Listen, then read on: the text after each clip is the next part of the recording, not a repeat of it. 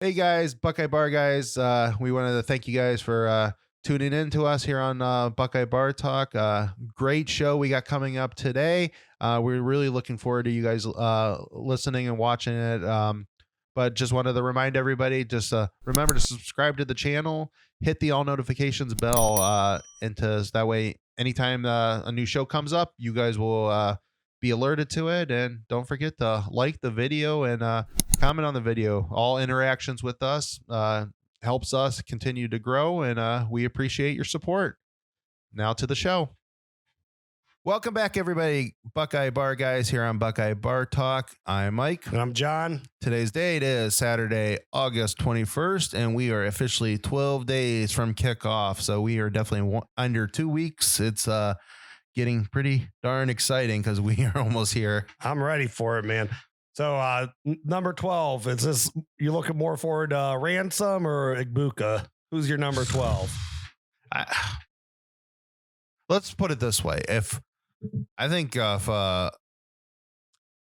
Ransom plays up to his potential, then the defense is pretty scary. I think Igbuka, he's going to contribute, but he's not as needed right now. I can't wait to talk about this secondary today because they're actually pretty loaded. Yeah. They got the depth, a lot of unproven depth, but a lot of unproven depth. I'm just glad that there's depth there. Yeah, that for sure. There's been some,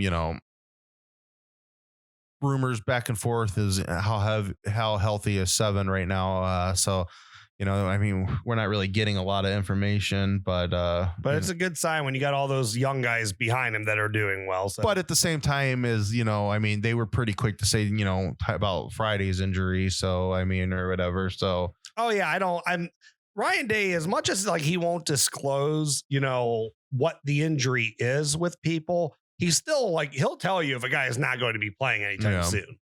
So, all right. So basically what we're going to get into back end of the show, we are going to talk about the linebackers and the secondary today, just kind of our projections. We've done this over the last several weeks, just who we think the starters will be, who's the breakout guys, who's our MVPs.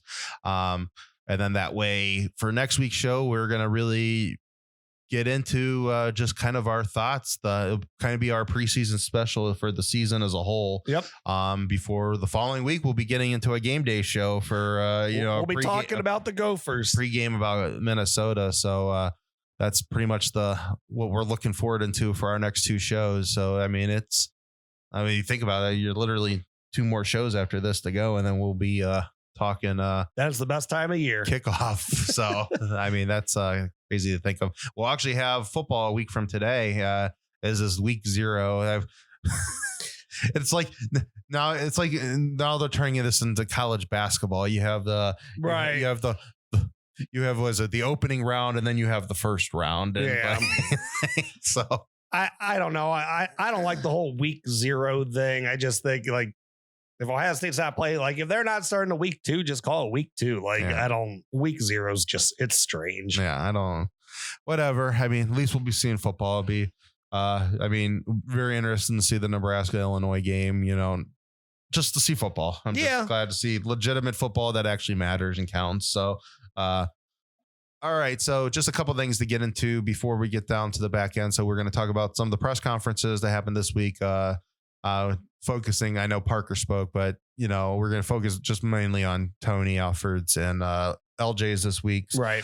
And then we before that, though, we are going to get into a little bit more has come out about this alliance that we started talking about last week, and then we're also going to talk about the team captains, which were just named yesterday. So alliance stuff. So there's a lot of reports coming out. I think it originally came out from The Athletic. The first one I saw was Nicole Auerbach's tweet. So I think The Athletic had it first. A couple of the other media things have now piggybacked off of that they're hearing some of the same stuff. It seems like within the next week or 2, possibly as early as Monday, but they said the next 7 to 10 days, we should be hearing some sort of announcement that they are doing some sort of alliance between the Big Ten, the Pac-12, and the ACC.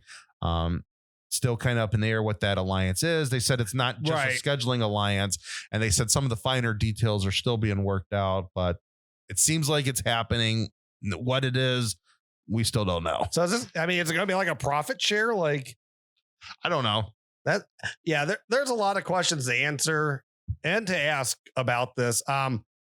And I don't know how much I trust the Athletic. You know, that's they pushed a spring Rose Bowl on me last year. Yeah. So I don't know. I don't know what I take from One them. thing I will say about them is I think they have good sources, though. They are tied in very well with the Big Ten. It was obvious their sources was coming very high up within the Big Ten's offices, whether that's Kevin Warren or people under Kevin Warren or a couple of the presidents at some of the universities that kind of seems like it's Kevin Warren. They had some top sources, and and I mean, it wasn't until they really when you started thinking that we were going to get a season. It was kind of when they started reporting that it seemed like a season.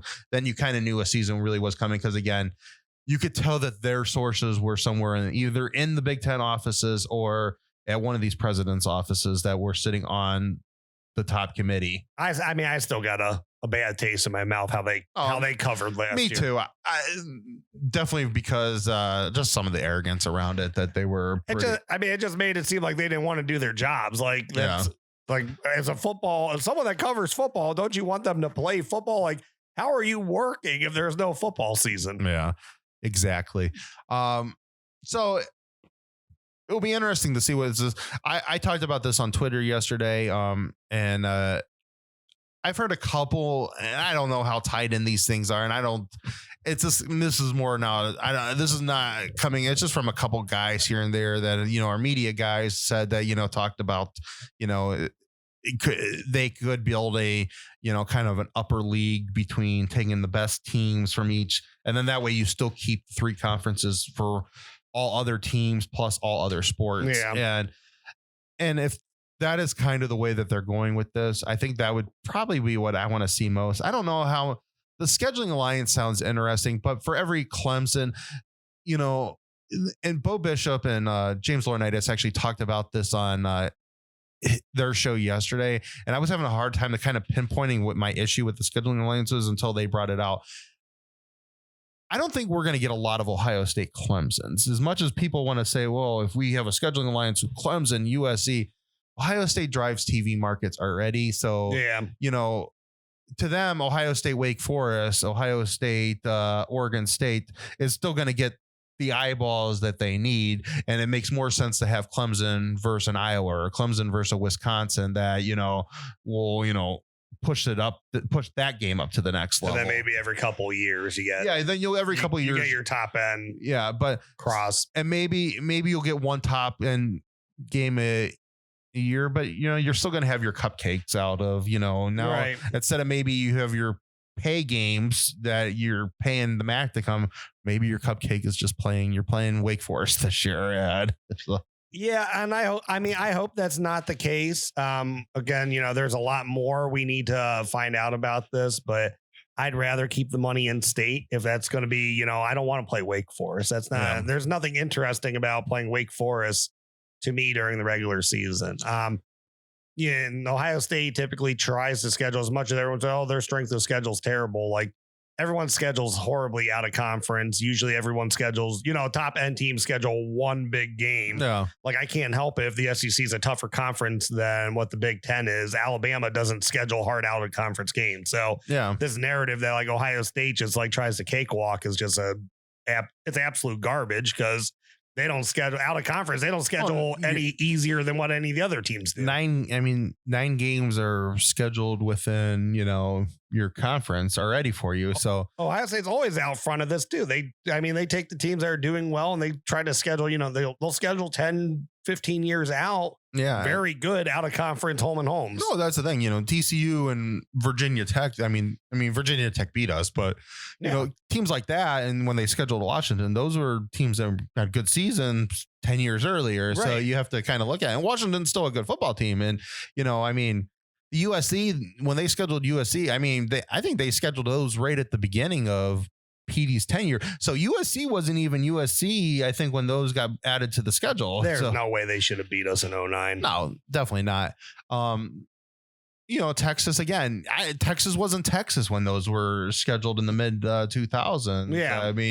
So, I mean, they try to take big brands and, I mean, this Alabama series that's coming up. I mean, Alabama's great, but you don't know if Nick Saban's still going to be coaching there. You don't even know if Ryan Day's still going to be coaching there. Oh, right. Yeah. I mean, it's at the end of the 20s. Like, yeah, so, I mean, you don't know what's coming up and what's not coming up. And so I don't think you're going to get any better of a schedule, because if it's just a scheduling alliance being like, hey, and maybe they all come to an agreement that you have to play 9 conference games. I'm assuming, because the ACC still plays 8. I'm assuming that's going to be part of it, that, all 3 conferences play 9 conference games. And then the other 3 games, maybe 2 of the 3 are, mixed between, you play one Pac-12. If you're Ohio State, you're going to play one Pac-12 team and one ACC team a year. And then you're going to get one non-conference game, but maybe it's going to be all 3 non-conference games. I don't know how that's going to be. We'll see how that's going to shake out, but there's a lot of, my point in it, there's a lot. If you want to be saying you're competing up against the SEC and marquee matchups, I don't know how much really that does for you, because outside the Big Ten has a lot of eyeballs on a lot of games. The other 2 conferences really don't. And, right. Even Clemson doesn't get as many. I mean, the number is 4 million eyeballs in a game, 4 million people watching the game, 4 million households. Clemson doesn't hit that number a lot. No. And that's basically your best ACC. Miami and Florida State. I mean, even Florida State, which is, Miami doesn't have as, big as a fan base as Florida State's, but Florida State don't hit that number that much. So, you don't get it that much out in the West. USC doesn't hit it that much. So, I get sunshine and beaches that they get to go to. So. Over the last 4 years, Ohio State has hit that number 31 times. And only Alabama has more than them, and that's 35. So, and Michigan's number 3 at 26. So, is that just regular season? Regular season. Okay. Yeah, that's not counting playoffs. I was going to say, well, Alabama's been in more playoff games, so maybe that is literally just regular season. That was from 2015 to 2019. Alabama has had 35 games where, they had 4 million viewership to their games. Ohio State's had 31. Michigan's had 26. Auburn and Notre Dame were tied for 4th, and I forget what their number was, but it was in the mid 20s. So, is that specifically just driven by their fan base, or is that because Alabama's playing like Auburn's that have huge fan bases? Well, that's okay. Both those games would count. Because the SEC, that is something that you and I have talked about, that and here in Big Ten country, of course, we kind of have the same thing where we have very loyal fan bases. So, even though I might say Ohio State's going to, beat up on so-and-so, Michigan, Wisconsin, Penn State, whomever, they got a ton of fans on their end too. Yeah. So it doesn't matter, Ohio State might. No, it's just that but they know for a fact 4 million households have watched that game. That makes sense. And so Alabama's the only one that has more than Ohio State. Yeah. So, so those other 2 conferences don't really do much to you. So when you think about it, there's a lot of cupcakes. When people talk bad about the Big Ten and stuff like that, there's a lot of cupcakes in those 2 conferences too. Oh, absolutely. So are you really competing against the SEC on any level here? So that's why this thought process that some people have mentioned, and I would kind of agree with, keep your 3 conferences. So every other sport, your 3, you stay in your 3 conferences, you stay in your home conference. But for football only, you take the best 16 brands out of those 3 conferences and you make one league. SEC has 16. You would have 16. Call it the alliance of conferences or whatever you want to call it. So you would have an alliance league and you would have the SEC. And that way you would at least be in a competitive range. That would be an interesting thought process. I don't really think that they're going that way, but who knows? That could be something ultimately that at least puts a lot of eyeballs on sets, because, maybe, the Michigans and the Nebraskas of the world are not where they used to be. They're big fan bases that watch a lot of football games. And you mix Clemson with that and Florida State with that and Miami with that and, USC, UCLA out there and stuff like that. And it makes sense in football only because, travel's not as a big of a deal with football. You're only doing it once a week. And, there's a lot of money that it's where you get into creating a league that goes to all sports. Well, that's just too much travel for, a cross country team during the week. So or a soccer team. Yeah. That's a lot of money that you're putting on the football team that needs to bring in the extra money. So I'm for it. I mean, it'll be interesting to see how they go with it. I'd much rather that than play Wake Forest and Oregon State. Yeah. And I could see that we have one marquee game, but what's marquee, what's not marquee, I mean, I don't know. I don't think Ohio State versus Wake Forest. Yeah. Ohio State Clemson will get more eyeballs, but just from Ohio State fans alone, they're going to almost hit that 4 million number just playing Wake Forest because they know Ohio State fans are going to watch it. Right. Yeah. No, and I get that. Absolutely. Again, hopefully we don't have a bunch of like those games all the time. I mean, I would like, and I know you can't necessarily like college football, you can't do scheduling like you do in the pros, but I think it'd be kind of cool. Like not necessarily, the top team in the Pac-12 and the top team in the ACC, even though if you could pull that off, that'd be great. But, like Ohio State finished number 1 in the Big Ten. Next year they play, they have a game scheduled against the ACC champion as well. Yeah. Oh, I would agree. I think, and actually you could you may be able to, you would have to almost do it on a kind of a 2-year rotational basis. So maybe you take 2 years worth of schedules because that gives you your home and home. So they'll be like Ohio State Clemson finished first place in the Big Ten and the ACC. So Ohio State so they're playing a home and home the next 2 years. And then we do it. There's definitely some work that you would have to do with it. Cause as things are always changing, like, okay, like the next year, then Wisconsin has to play like so-and-so the 2 years following that. It would be hard to keep track of, but I'm sure there are smart men that can figure out how to do that schedule. Yeah. So it'd be interesting. The other interesting thing that would come to the Lions is what's going to happen with Notre Dame. Notre Dame could be in a weird position that this could be the forcing point into a conference, into one of these 3 conferences, because if these 3 conferences, what if they come out and say you play 9 games against your conference, against your home conference, and then your other we're doing 3 non-conference games and it's only within this alliance. Yeah. And, and that's the agreement. And then that puts Notre Dame in a position that Notre Dame then, which really does as an independent it'll be very hard for them to schedule a bunch of the 3 service academies and, a bunch of mismatched opponents unless they go join the SEC. Well, that's what I was going to say. They'll end up in the SEC. Yeah. And that would be one thing. The SEC will give them some sort of agreement that you give us some sort of like merchandise rights or something. You don't have to be in the SEC. You could just play SEC teams. Yeah. Which could happen. They could do a schedule alliance with the SEC, but it would be interesting how that happens. I think the only way that this really works is they have to even out. They have to come to an agreement on how many conference games each one's playing. They would have to be at either 8 or 9, and maybe they go back to 8 and you play 2 teams from each of the other conferences, or and they have to even out them the conferences too. So I think the ACC's at 15. We're at 14. I think the Pac's at 12 or 14. I don't remember. I know they're the Pac-12, but I don't know if they have 2 extra teams or if they're still just at 12. I don't know. Are they like the Big 12 and they actually have 8 teams? I don't know. So I think that everybody would have to even out, whether that's 14 teams, 16 teams, that, you'd have to even that out somehow. But, I don't know. It'd be I'm interested for it. I like it, especially if the SEC is trying to get stronger. You got to try to get stronger to keep competing with them. So I'm here for it. I want to see what happens. What happens to the Big 12? Well, they better hope some teams. Obviously, nobody wants any of these remaining 8 teams because, I know there was some chatter about Kansas and Iowa State coming to the Big 10. Obviously, as more people, I started listening to more and more people that were in the know, that it seemed like that was just not happening. That, those schools bring nothing. Like, the only way I think Ohio State or the Big Ten would consider taking either one of those 2 schools if they were also getting Notre Dame, because from the sound of it, they would have to bring in a big boy, and then they would contemplate bringing in one of those 2, but it was never going to just be those 2. And I feel like Iowa State's kind of overrated too.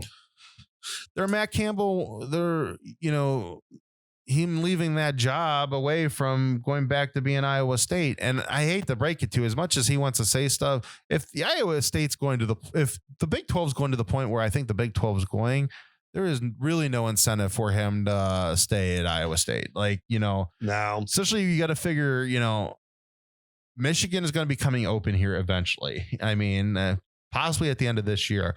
And so, I mean, he would be a perfect fit up there. And, what happens with, I mean, I'm not getting too much into this Nebraska stuff, but what's at the end of the day, what's going to happen there with Scott Frost with, if people don't know, there were some issues that have come out. I mean, about how much they're practicing and stuff, like stupid things. Seems like they're trying to get back at them for, some of the stuff that Nebraska was throwing out there last year about, wanting, oh my God, they wanted to play football. So.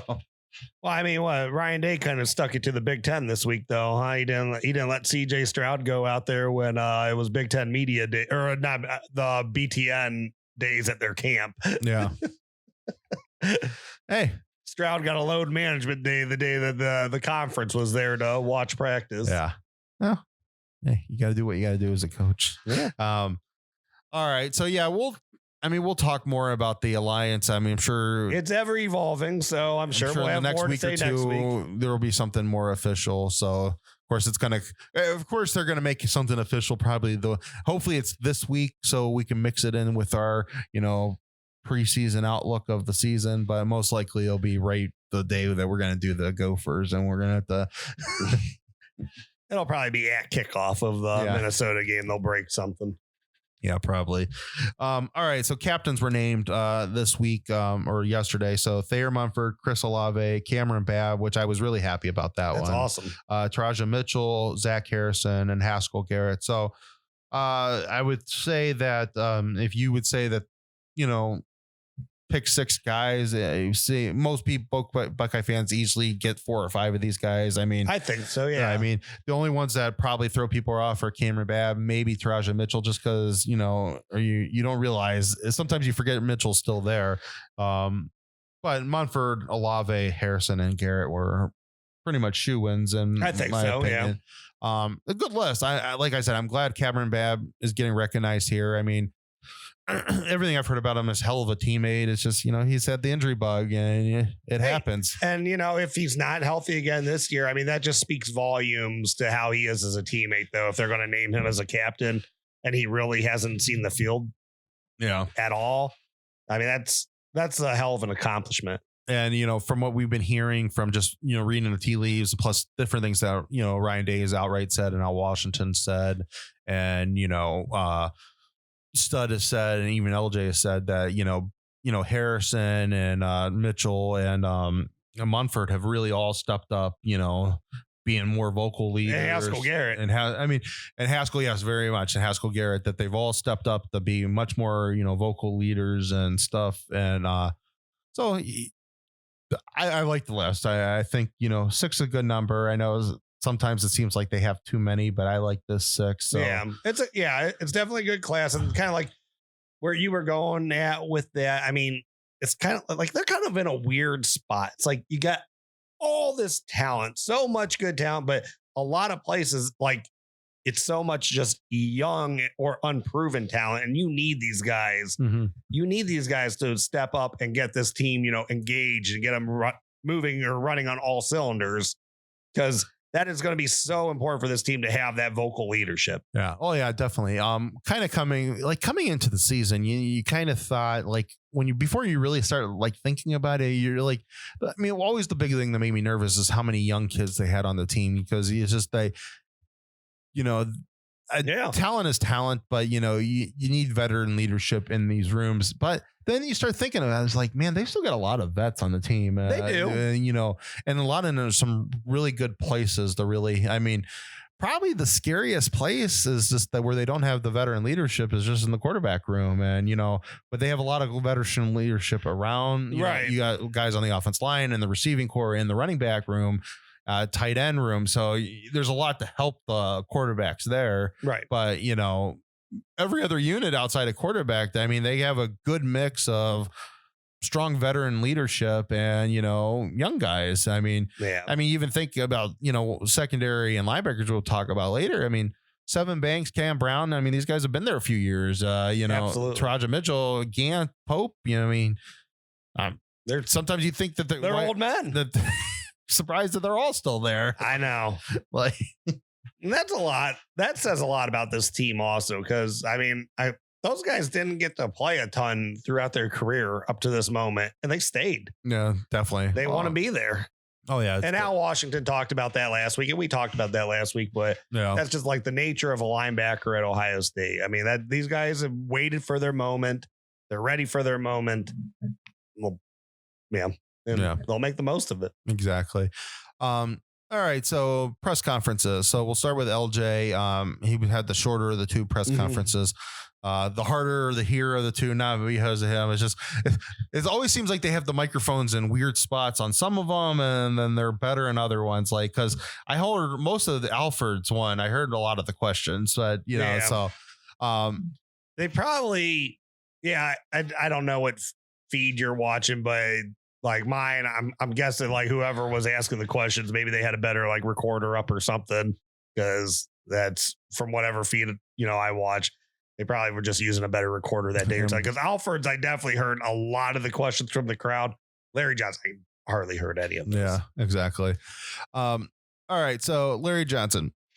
A couple things that kind of stood out to me is definitely he definitely seems like he is pretty confident with his three defensive ends that he knows are there. He had 4 defensive ends. He said a lot of good things about Friday. They sound like Friday was looking really good coming into camp. Unfortunately, he's probably, kind of read between the tea leaves. It just doesn't seem like they're expecting him to play this year, and maybe late. And, and maybe, I don't know if he's redshirted at all. So maybe you can get a red shirt year out of him where he plays a couple games towards the end of the year and maybe can contribute on a run or not. We'd have to go back and look to see if he actually is physically redshirted any of these years or not. Well, he's still, because when's he a freshman?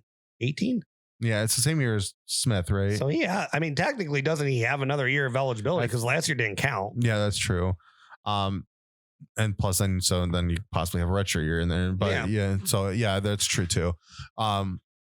Which is going to be weird to think of for the next couple of years. I know, that's like let's just assume everyone's leaving on time, because that's too much to play around with. But he said a lot of good things about both Harrison, Tyreek Smith, and Baptiste.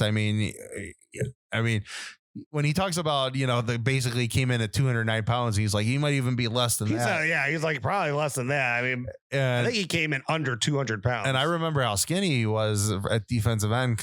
And I'm just like, man, I don't know. Is he going to be a linebacker? Yeah. I don't know if Mick can get him built up to that point, but. And he did. Yeah. He got to 255. And we've heard a lot of good things from a lot of coaches about him this year. He's really, and LJ just talked about that Baptiste, he's really now taken the time, the educational time of it. And that always seems like every one of these guys, once they kind of take the next step, it's, they come in as, the athletic freaks. Right. And then it's like right when they start now they're taking it seriously. They're in the, they're watching the film. Well, they learn the technique from LJ, and then once they become film guys, they usually take it to the next level. Yeah. So it seems like he's pretty okay with any of these three right now. And then he said he needs some young guys to step up and make sure that they need to get into that rotation of the being the next guys in. From all accounts, it seems like it's definitely Jack Sawyer and JTT. The one thing he said about Tuamalala is that he's just like, hey man, the guy came in great shape, and it's easier to work with guys like that. Yeah. There's still a lot of things that he needs to work on, but being in pristine shape means at least they can play with him. That they're not counting on him to be a starter, but you can throw him in there in a rotational thing, and knowing that he's in shape, he knows at least the basic things of being a defensive end. So, well, he called out his football IQ also, saying that, situationally, he knows what he's doing. Yeah. He said he's a film guy already too, which that's awesome. Mm-hmm. And that's what, you kind of you snickered about it almost, like how quickly he lost his black stripe. But I mean, from all you read and what you hear from Larry Johnson, it sounds like he's actually as advertised, that he's that good coming in. On a couple, I mean, I watch a lot of these practice videos. I know you do too, about like from, the ones from Letterman Row and the different things that, Buckeye Scoop throw out there.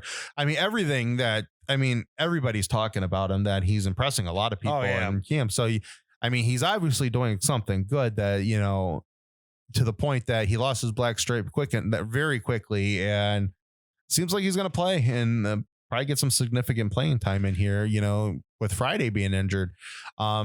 Same thing with Sawyer, LJ did, he mentioned that, hey, he hasn't played football in a year and a half, which, it's true. I mean, and he's like, you really can't take a lot from spring games because really it is just practice too. Yeah. And, that's just kind of learning fundamentals. But they got him at 255 pounds too. There was 255 got mentioned a lot. I'm like, man, everybody's at 255. Well, and that's some wore at 255 and they got bigger. So, I'd expect Jack's probably going to keep growing, into his body as a defensive end there. But yeah, and he said, JTT, he's a explosive, you're kind of like violent guy, disruptive. And Sawyer, even though he's a, very fast and explosive, but very technical guy, and just like that'll be interesting to have them on opposite sides of each other. It might be, and spring practice might be spring practice, but everybody watched that spring game, and there's definitely something there with Jack Sawyer that maybe he's not going to be his complete perfect self this year as a freshman. He's going to make a lot of mistakes and stuff like that, but you just think with that guy, I saw enough from him that game on the spring game, being like, man, he's going to contribute in year one, and God forbid he'll be a monster in year 2 and 3. Yeah. He's going to be pretty dominant. And I get a little worried with him because you hear just how hard of a worker he is. Like you hear it at every level, you play more games, more intense games, a longer season. So like you hear, usually it's like from a college season to a pro season in any sport, because the pro season is so much longer than a college season. But even from that first year transitioning from high school to college, there's always a point that a true freshman's going to hit a wall, that they're just like, their body is not used to going that hard that long. We saw it from Zach Harrison from a couple years ago. he came out gangbusters, right? And as the year went on, you play better competition, your body starts wearing down. So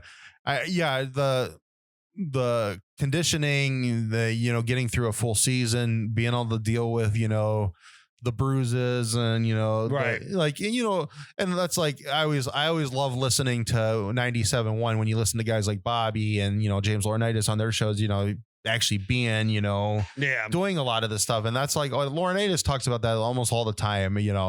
He says that it's, it's just such a mental, there's just such a mental thing about it. He's like, yeah, everybody gets excited playing on, Saturdays or Sundays, whatever day that they're playing. Right. Like, it's just the mental reps of it. And it's like, man, I don't want to do that tonight, but you got to go do it. You got to do it. And it's just mentally getting over how sore you are. Like, man, it's cold outside. I don't want to get into the ice bath tonight. And so it's just a lot of things. Yeah. And you're right. It doesn't sound like Jack has any issue with that. No, anything you read, like he's already one of the hardest workers on the team.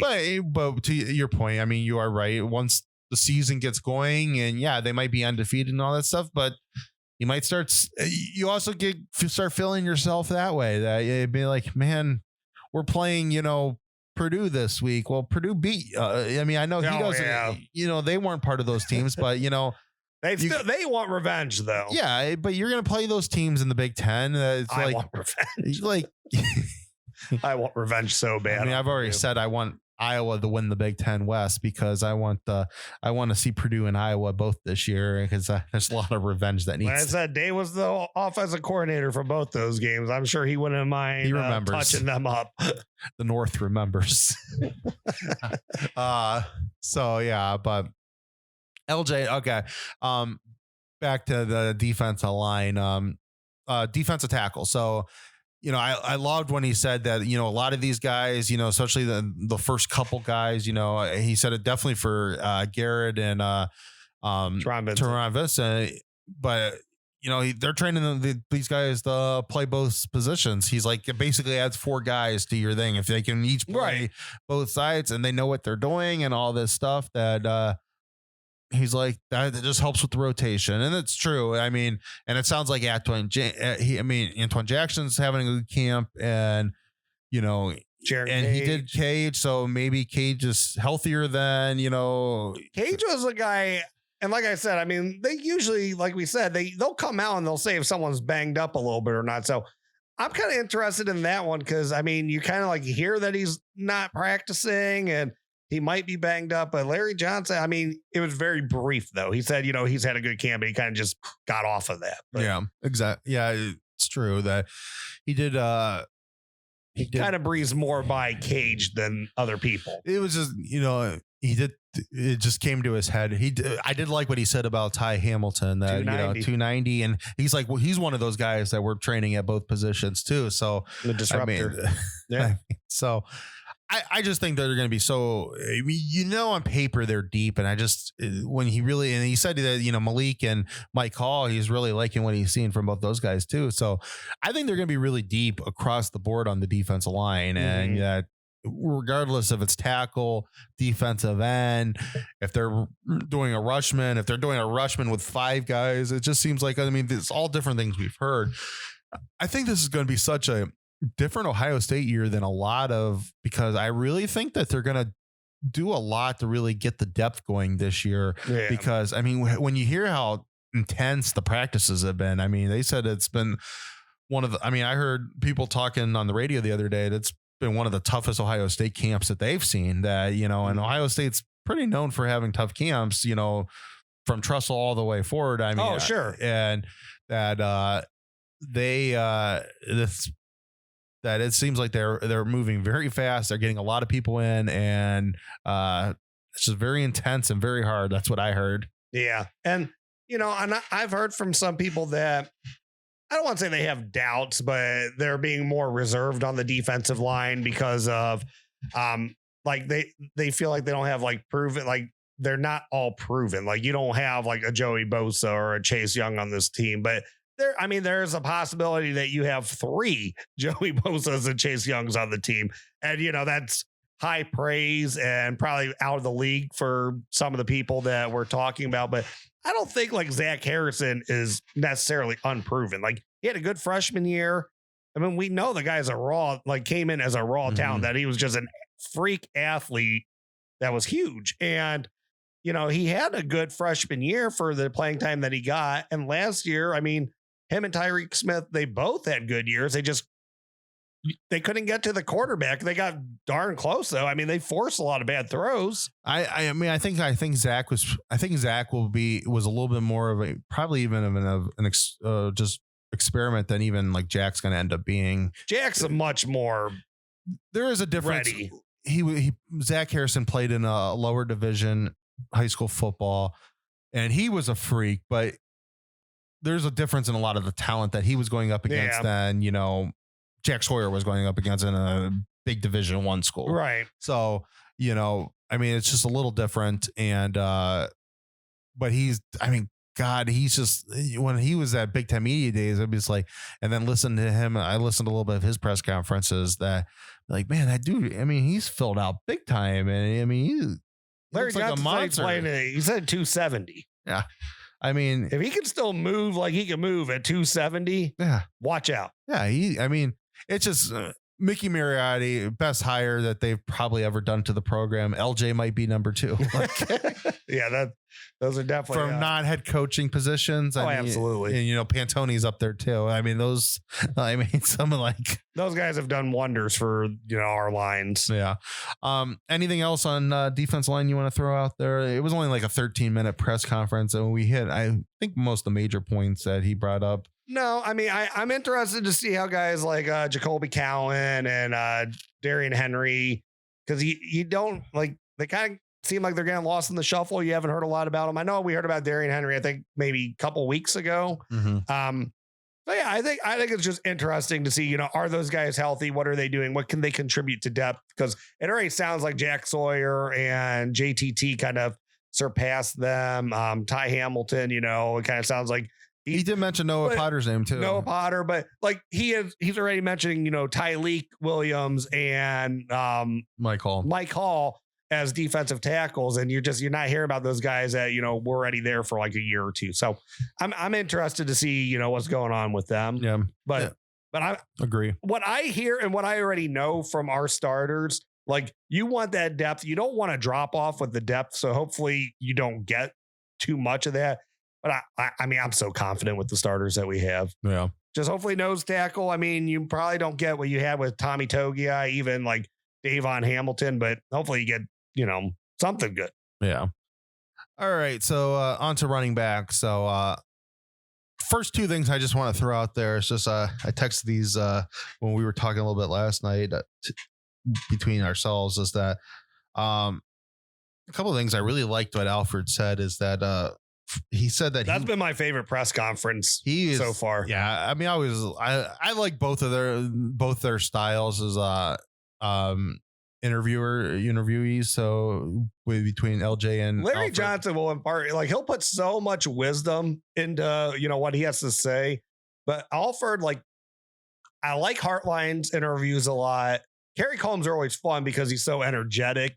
But Alford just he tells it how it is. Like he's very straightforward. It's funny, and I never kind of put my finger on it, but then he mentioned it like several times in the press conference that these are kind of like your boys. You want to part wisdom on your place. I'm like, that's it. He's a dad. He is a dad. That's what it comes off as. That.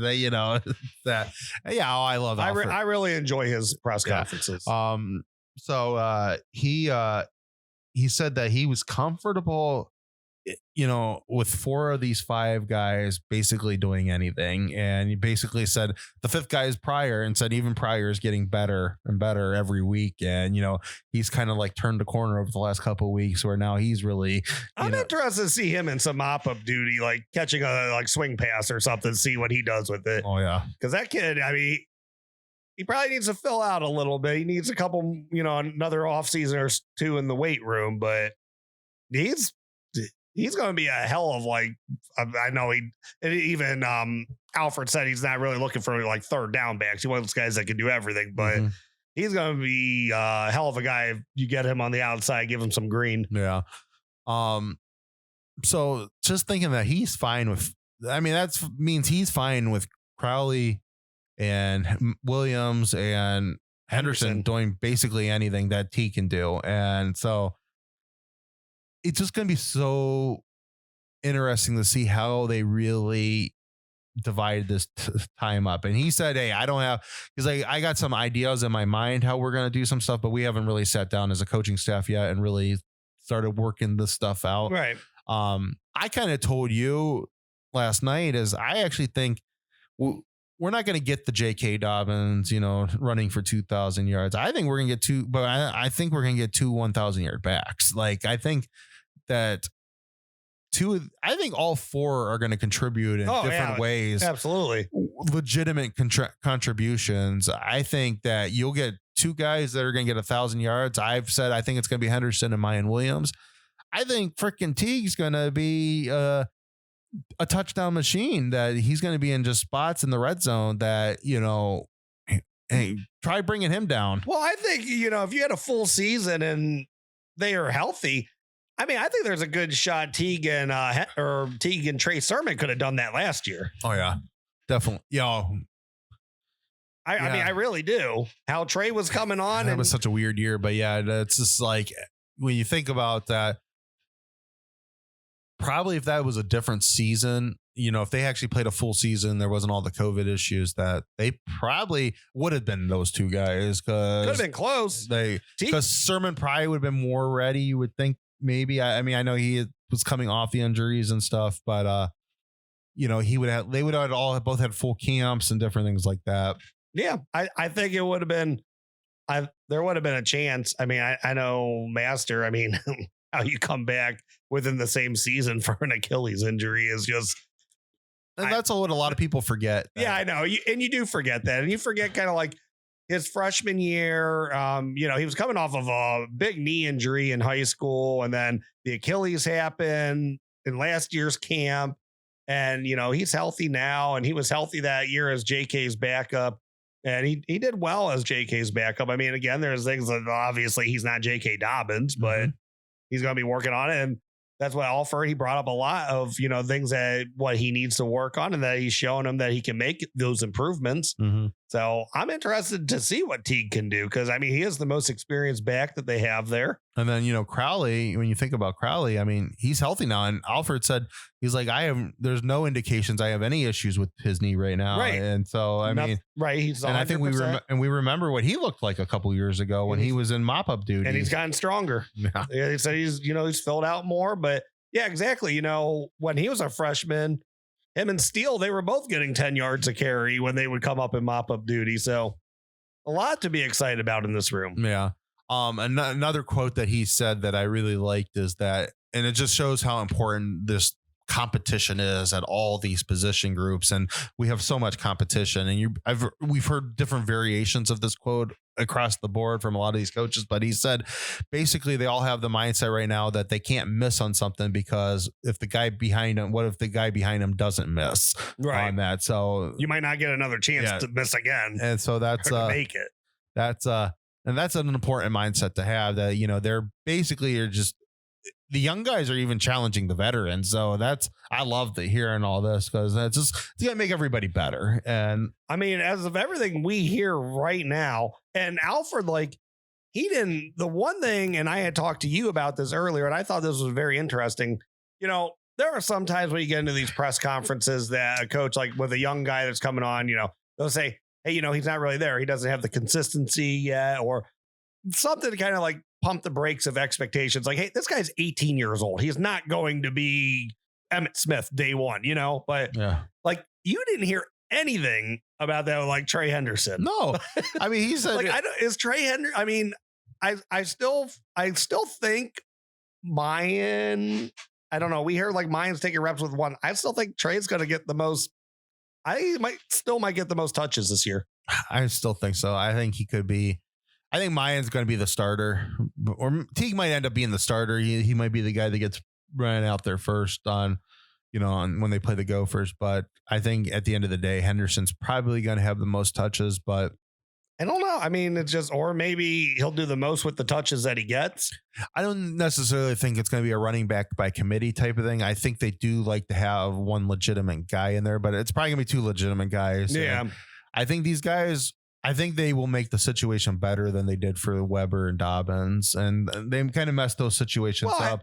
But there's a different coach in there now. Right. And as much as I love Urban, there's different management issues that, and there's no cut on Urban. I mean, Urban Meyer is he's a great coach. He's the great coach. It's just the Urban guy. There was always some stubbornness on some of Urban's thought process that, and his loyalty to his guys was always a big deal. And, getting Weber the way that they got Weber, that, I think he always wanted he needs to play. He needs to play because, I had to go to the 11th hour to get him in here. Yeah. And that, and Mike Weber, there's nothing wrong with him. I mean, that guy, he had great burst or great speed, straight ahead speed is what I love. Mike Weber, but J.K. Dobbins was a better back than him, and it shouldn't have been every other series, maybe 3-1. Yeah. And I think that's where they're going to manage. And there's going to be places on the field. I think there's going to be different, maybe positional type things, situational type things that, we're in the red zone. This is Masters area. Oh, right. And maybe the other guys are out there, and that's just going to be incentive for guys like Henderson and Williams that if they get loose, they got to go score a touchdown because they know that, Master's going to take their touchdown right from them. And that's why I think anything, honestly, if it's within the 3-yard line, Master Teague better be the halfback that's on the field. Yeah. No, I agree. I think they probably, none of these guys are small dudes. They aren't. No, the only one's probably Pryor. There's no thought that there's no thunder and lightning type thoughts and stuff like that. There's a lot of thunder and they're all kind of lightning at the same time. So, Mayan's probably your least explosive out of your running backs, but yeah, we saw what he did in limited time though. I don't know if Mayan's breaking any 50-yard touchdown runs, but he can grind you. That's granted, but he can grind you down. I saw field explosiveness from him against Clemson. Oh, absolutely. Yeah. He can take a little burst and run somebody over. Right. Yeah. I mean, it might only end up getting 12 yards, but you know what? That moves the chains. Yeah, and it hurts. And it hurts. Weakens. It hurts, and they start getting tired. And then you get a Teague in there when guys are only using their arms now to tackle, or you got a Henderson that'll just run by someone anyways, and they're going to pop a big one because mine just wore that team down. Yeah. So there's a lot of good things that I think is going to be coming out of that room, and that's why I just think they're going to be they're just so loaded on offense. I mean, they're loaded everywhere, and I just think I don't know how you defend them how you defend against this offense. I think this is the first time that you're truly going to see at Ohio State for some time. Like, I don't remember last time I really saw this many top end guys. Like, this is going to be like a Bama or Georgia stable of running backs. I truly believe. Oh yeah. Yeah. Or back in like some of those years where you could have two 1,000-yard backs, but you still got PD years where he has some big time running backs, Reggie Bush and Lendale White type stuff. Yeah, exactly. That's what I'm looking for out of this room. I mean, he had so many great things to say. I thought it was funny. He said that Henderson came in and, I wish I could say I coached him on a lot of that stuff, but I can't. Yeah. That he just came in with those skills. Yeah, definitely a great interview. I mean, sounds very confident in his room. Yeah. It's a shame Steele's not a part of it anymore, but they probably do. I mean, Evan Pryor is obviously going to be in late in games when there's blowouts and stuff. Like, I don't see him coming in at all. Maybe a return man. Maybe he might get some special teams looks. I just don't see him in the bulk of these games where I can see all four of the other guys actually taking different reps at different spots. And with the other thing, I could even see Crowley at different times in first half of games, and where it's just that like, hey, we're just going right through the rotation, man. And you take every one of you guys are getting and maybe the end of the game is where you're going to really start seeing somebody really start racking up the yards and kind of separate themselves. But I think early and often in games they're going to really run a lot of these guys at you, being like, let's just wear you down. Right. I don't see any of these guys as being like garbage time backs out of these, these four guys. Possibly like what you're saying, maybe like fourth quarter is Master Teague's time that guys are worn down and they're only using their arms to try to tackle people. And he just starts running, like breaking shoulders or running, through arm tackles. Yeah. I could see that, but I don't think any of them are just going to be like garbage time backs. No. They all have a role in this team. Mm-hmm. I loved Alford's comments on that. Unless there's anything else you want to throw out there, we'll move on to.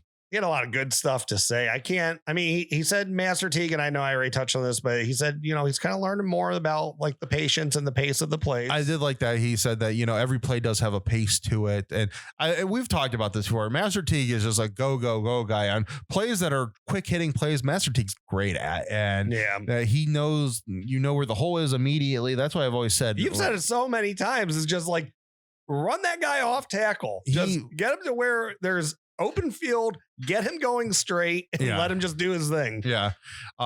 He's always had the biggest problems when he has to wait on holes. And, sometimes he thinks that, he's a big dude and he has a lot of power and stuff. And he thinks, well, I'll just make the hole. Right. And, sometimes you gotta remember these guys that they're bigger. They are bigger than you. And you're playing guys that are big dudes on the other side that, when you're playing less of a talent, those are still Division I football players that know how to move too. And I understand, when you look at the physique of a person, like you would think Master Teague is stronger than the guy he's running at, but in reality, the 280 to 300 whatever pound defensive tackle is stronger than Master Teague is. Mm-hmm.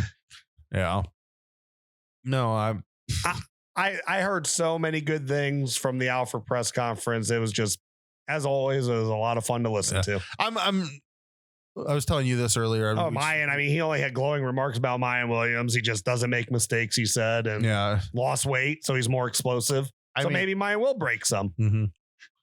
It just seems like that. I told you we need to get the season going because I need somebody maybe to bring me back down to reality a little bit, because you start hearing some of these press conferences and you start thinking about all the talent. Like, man, they're going to kill everybody. And so, those first 2 games are still going to be some tough games, but I think those are probably going to be the toughest 2 games on the schedule, because I think that by the time, depending what Penn State, how they are, but I think that's how many more weeks into the season. Right. I get that you got all that time to really gel as we're still unit. More talented than Penn State. I think that time is the biggest thing right now. Probably by a wide margin. That, Minnesota and Oregon catches us at the right spot where, we really need to get a couple weeks under their belts to maybe feel like they know what living up to their potential. Yeah. Okay. All right. So just kind of get through the next thing. So kind of a lot to go through, but, trying to not keep everybody here for another hour. So linebackers, secondary, and the bullet. So we're going to do these together because the bullet kind of ties both positions together, grouping. So is this the most important 2 units on the team? Yeah. To make sure that they win a national title. They need them. The offense is going to be the offense. They're going to score a lot of defensive line is going to be the defensive line. They're going to score a lot of points, and that defensive line is going to wreak havoc on players. They need these 2 position groups to be the elite team. These 2 position groups, they can go 12-0 in the Big Ten without these guys being, we've seen that in the past in different times, but even though they've, but then you can turn around and lose a game you should have won against Clemson because your back end, you let guys get 70-yard touchdowns. Yeah. It's going to be interesting to see what some of these linebackers now can do on the field. Now, I think we're all pretty confident now that it's going to be even though there might be a situation where they play 3 linebackers, it seems like 2 linebackers and the bullet are your. For this, I think we're saying 2 linebackers and a bullet, right? A Micah Will and a bullet. Yeah. Okay. So I think it's going to be Mitchell and Gant that are your. I think it's their Mike and Will. It's their time, and I know that there's talk about is Gant 100% healthy? Does that mean Cody Simon's going to slide in there? I don't know. I love what I'm hearing about Cody Simon. I think he is going to be. He's the next one. Forced to reckon. Yeah. He's going to get a lot of playing time. He's going to be in there a lot. But then you hear great things about in practice, Pele Naote Ote that. Still can't do it, but I don't think I'm doing it right, but I'm trying. But how close is he? Is he going to get that waiver? I heard they did let him have some reps with the ones. So who knows? There's so much there. So you're saying Mitchell and Gant? Sorry, I kind of cut you off. Yeah, Mitchell and Gant. That's who I think are your starters. Yeah, but there's gonna be a lot of playing time. I think Pele. I think because I think he is gonna get the waiver. I think he has to. I think I've probably already gotten the waiver. It's just they're not announcing it yet. I've heard some things that he's been running with the 1s and the 2s now that he's starting to get that. Day was pretty insistent. And in one of his initial press conferences that, hey, he's not going to get those reps if we don't know he's going to play. I've heard now he has been getting some of those reps. So it's has he gotten the waiver and they're just not announcing yet? And that's going to be kind of the surprise on when the depth charts are finally released. And they need to tell us this stuff. I think I agree with you. I think Gant will be healthy. And I think he's been there and he hasn't been bad in the times that he's played. Yeah. And we're going to see a lot of Eichenberg probably against Minnesota where, Minnesota's going to be interesting. Yeah. Cause that's what did Larry Johnson say that Minnesota, they're not going to be in a rushman with Minnesota because Minnesota's not throwing on them. Yeah. So you're probably, you might not see too much bullet in that first game, but yeah, I think it's just going to be the base defense going forward. Yeah. So we're kind of in agreement that. So who do you think who's your breakout out of those 2, or out of the 2 linebackers, out of the positions? Breakout guy, I'm going to go with Cody Simon. I've heard so much good about him that he's going to be the guy that I think he's going to really step up and going to be a force. He's going to command playing time this year. Yeah. Just to be a little different, because I was going to pick Cody Simon too. I think he will be the breakout, and this is actually going to be my guy that's going to actually finish both. I was going to pick this guy's MVP, but I'm going to say for both of them, it's going to be Mitchell. I think that it's his time. It's his time. He's going to be the next big linebacker that plays at Ohio State, and I think I liked what I saw of him in the spring game. He was moving very well. I heard he cut some weight, so it looks like he's moving better. Because I remember last year against Nebraska, like he couldn't get to beat that guy to the sideline. I'm like, well, this is why he's not playing over Tough Moreland. I'm not sure Tough's not faster than it. Yeah, crazy to think, but no, I think I liked what I was seeing, how he was moving and stuff. It's probably at a point, he's taking things more seriously. Wow, yeah. And so, I think he's definitely, that's who I'm saying, both breakout MVP. I think he's going to have a monster year. All right, well, that give me Dallas Gant as the MVP of the linebacker room. Not that I disagree with Mitchell. It could be very well. I mean, it could be, Neote Ote. I just think Dallas Gant, just kind of like Mitchell. It's his time. The guy, he's been on the cusp of getting a lot of playing time for whatever reason. He got jammed behind those other. It'll be interesting to see where. And if they had a full season last year, I think you would have got to see a lot more of those guys. I agree with all that stuff. I've said that. We both have said that. That is where I think that they would have been a lot better rotations, and you would have seen them. Last year sucked. I mean, guys were out for 3 weeks because of COVID protocols. They couldn't give guys reps because of stuff like that, because of the shortened season that you just had to have your starters ready to go. And, different times they were hesitant to even have a lot of good practice time because you always had in the back of your mind, what if one of these guys have COVID? Well, that I could take out my whole team. And like we both had heard that is like practice was so just like fragmented last year because of the contact tracing that came along with COVID that, oh my gosh, I can't let all these groups be together. Like, how can you practice for football games if your team isn't playing together? Yeah. And just the last thing on the linebackers, it'll be interesting to see where Kayvon Pope falls in this. I think he's going to fall into, I could see him being a little bit of a linebacker at times. And I could see him being a little bit of the bullet at the times, like when they want to go a little bit bigger on the bullet. Yeah. So I think he's going to get some playing time in there too. I think he's going to play a significant amount against Minnesota. I really do. I could be wrong, but I think against those teams that are more run heavy, I think you're going to see a lot of him. I think maybe Penn State, you're going to see a lot of him in those games. I think Kayvon Pope still has a huge role on this team, and he could still be a huge thumper on special teams too. Yeah. All right. So before we get into secondary, just our thoughts on the bullet. So I kind of mentioned in there, Pope, I think could see sometimes as a bigger bullet. It seems like Ronnie Hickman, Craig Young, and Court Williams are kind of the three that are there. Who do you think's the starter out of them? I have a hard time with this one. So, because I think some of this is going to be situational. We can see different starters for different teams that they're playing.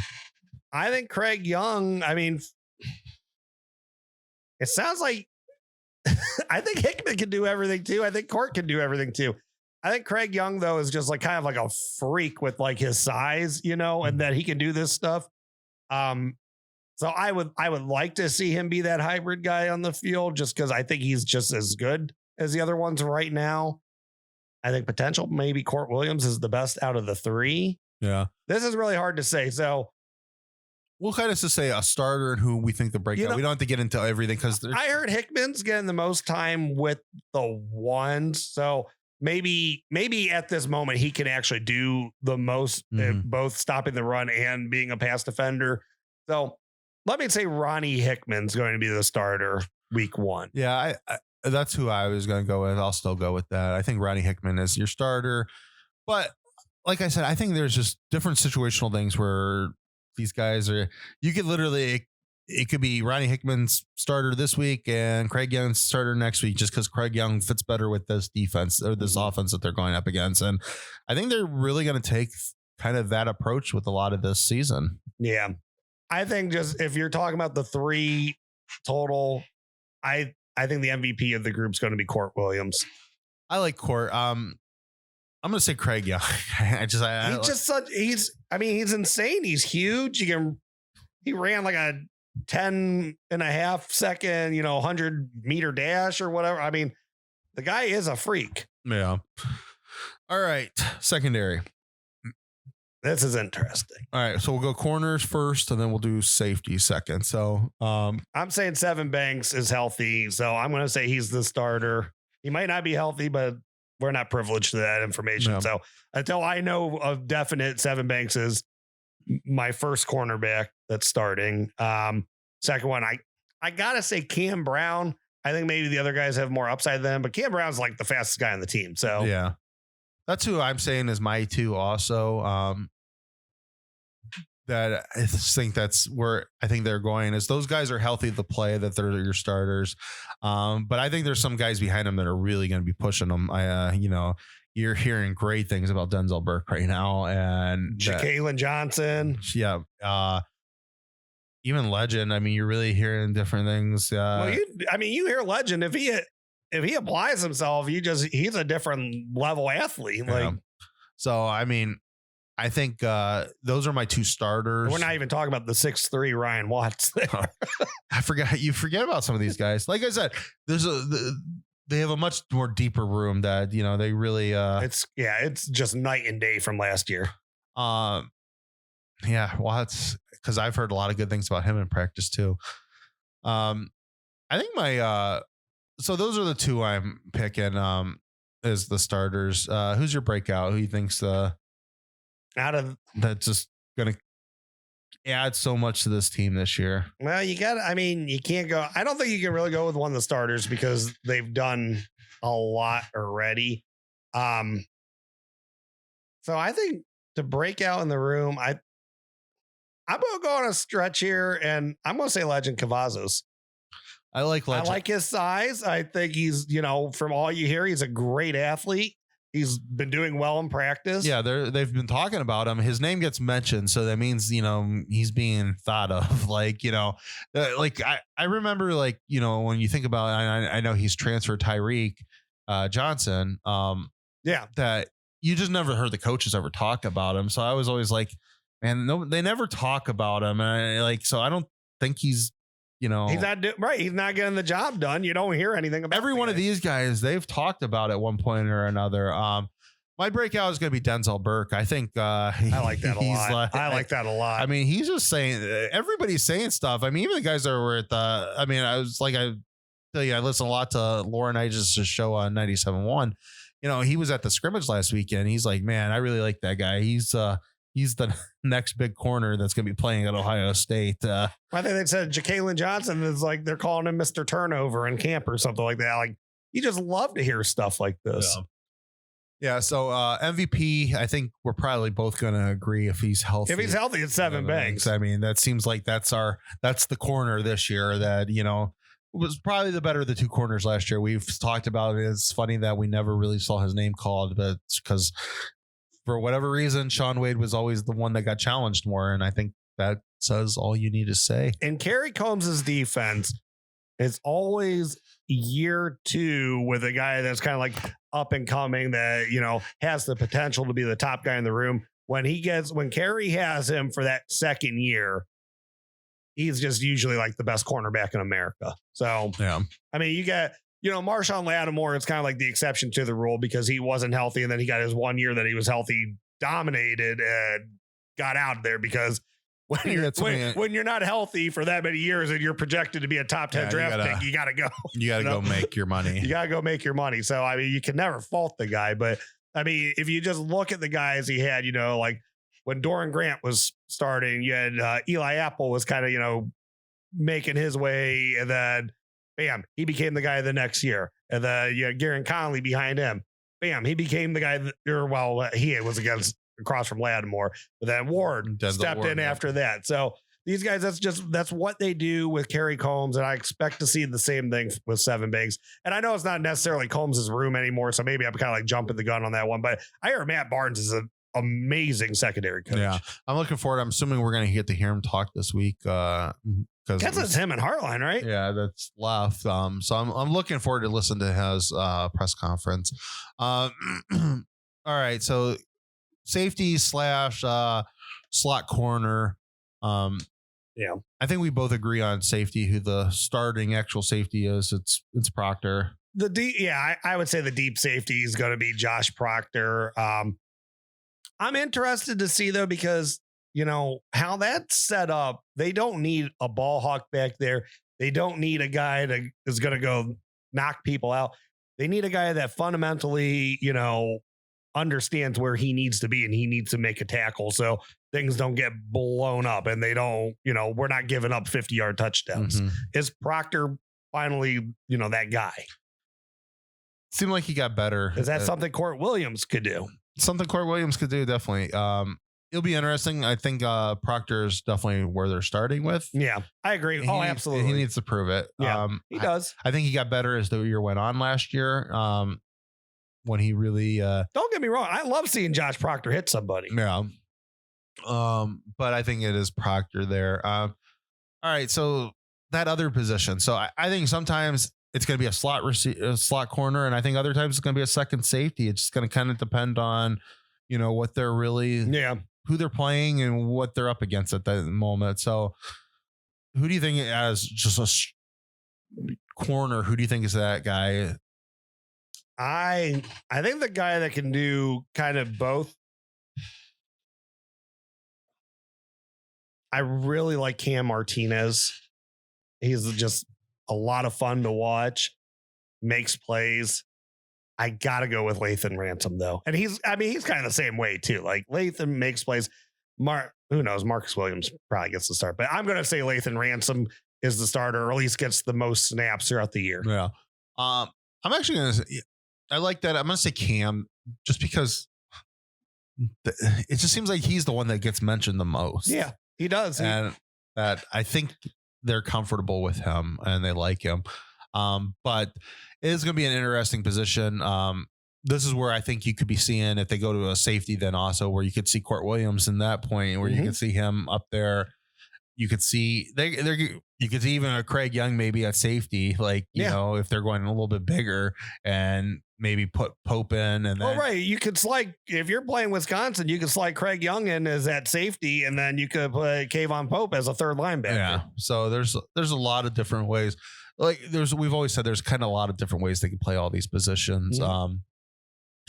I think breakout to me, I'm going to say Lathan Ransom. I think he's going to be the breakout star this year, that he's going to get a lot of, he's going to do a lot of good things and be like, wow, man, he's just adding so much to the room. I'm going to say Cam Martinez, because Lathan got more playing time last year. I think Cam's just going to be like, holy crap, when that guy's on the field, he makes plays. He intercepts the ball, maybe takes a couple back to the house.